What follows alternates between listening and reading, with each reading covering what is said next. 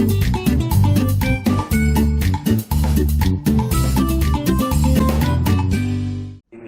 الإيمان والإسلام وهدانا على صراط مستقيم وعلى آله وصحبه الهادي للفوز بجنة النعيم.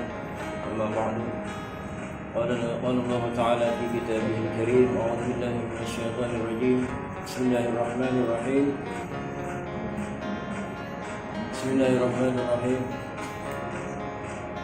يا أيها الذين آمنوا كتب عليكم الصيام كما كتب على الذين من قبلكم لعلكم تتقون. الآية. وقال النبي صلى الله عليه وسلم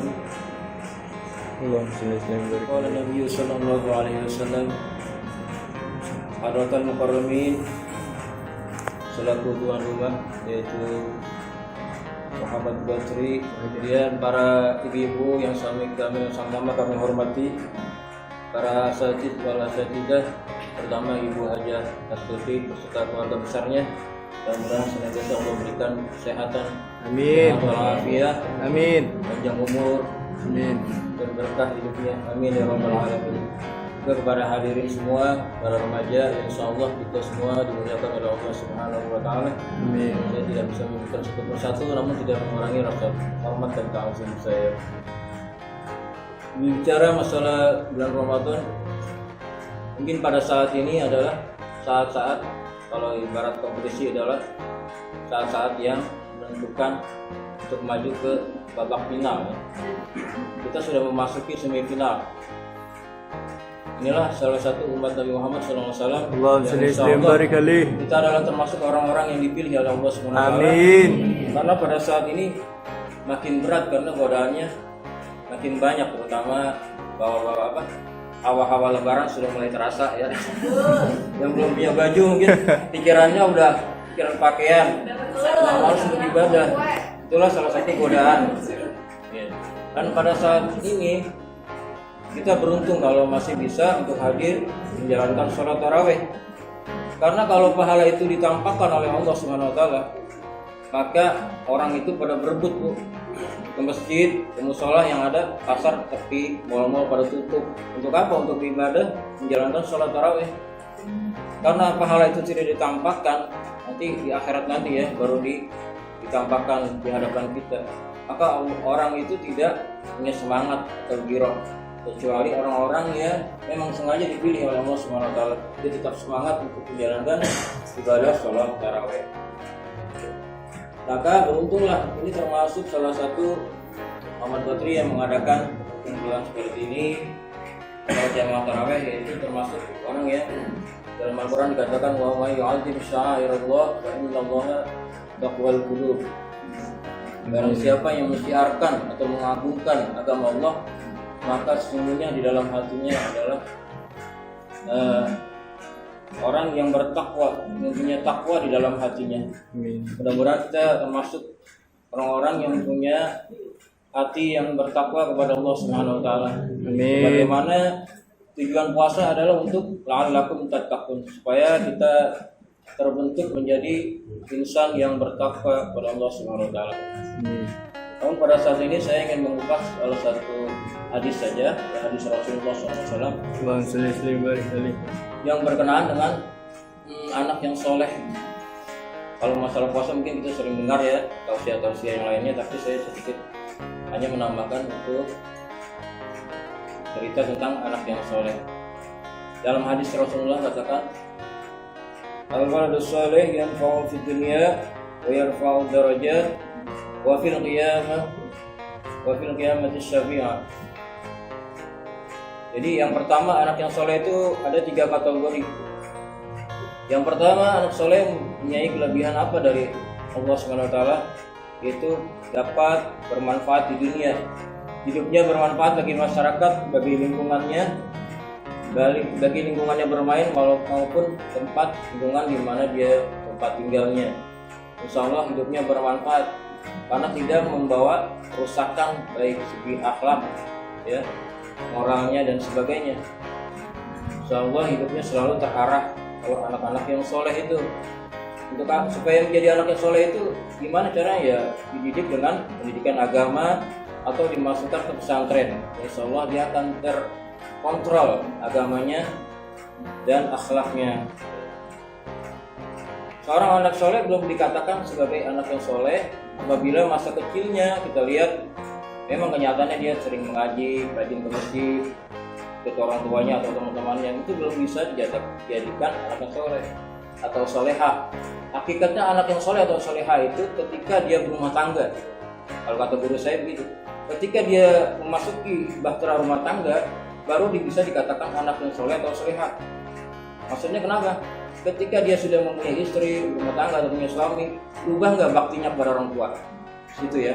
Kadang seperti yang pernah dicontohkan dalam kisah legenda paling Gundang itu, setelah dia menikah, dia lebih sayang pada istrinya, sama orang tuanya disia-siakan. Alhamdulillah. Nah di situ letaknya orang yang menjadi anak yang soleh atau solehah. Ketika dia berbakti kepada orang tua, di situ adalah ukurnya. Jadi ibarat kalau masih kecil itu pendidikan usia dini bagus di agama, namun ibarat pakaian itu masih bahan belum berbentuk pakaian, gitu ya. Kira-kira seperti itu. Yang kedua, anak yang soleh itu akan mengangkat derajat, yarfa'u darajat fil qabri, mengangkat derajat orang tua di dalam kuburnya.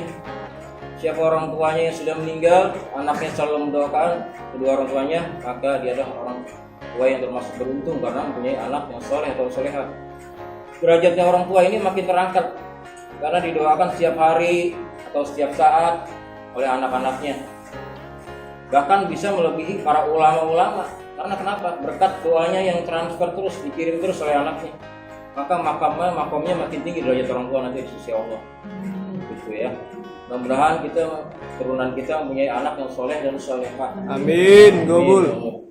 Dan yang ketiga yaitu wafil qiyamah asy-syafa'ah, memberikan dapat izin Allah Ta'ala, anak yang soleh ini memberikan syafaat kepada orang tuanya. Syafaat yang ini diberikan kepada Allah, keringanan oleh Allah untuk membantu orang tuanya. Seandainya mohon maaf ada yang orang tuanya lagi di pinggir neraka, di jurang ya. Kalau anaknya udah masuk duluan surga, disuruh cari kemana orang tua kamu, udah masuk surga belum? Belum ya Allah, masih di sana, masih di pojokan neraka. Maka disuruh angkat itu orang tuanya, yang sampai menyebur ke neraka. Tuh ya. Kalaupun ada neraka, maka disuruh angkat atas izin Allah, berkah anak yang soleh atau soleha. Jadi dan syafaatnya itu sampai ke atas, ke 7 turunan lah ke atas ya, sampai ataupun ke bawah.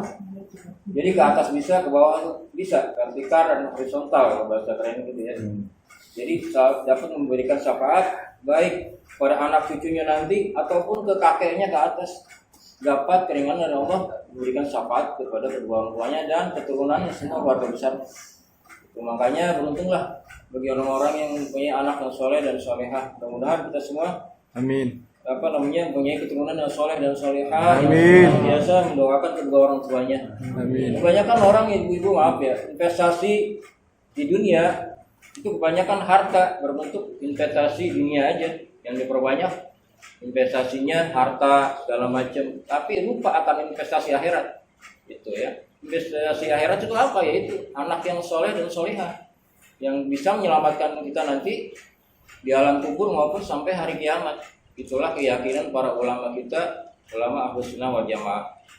Bahwa anak yang soleh itu dapat memberikan syafaat kepada orang tuanya dan keluarganya semua.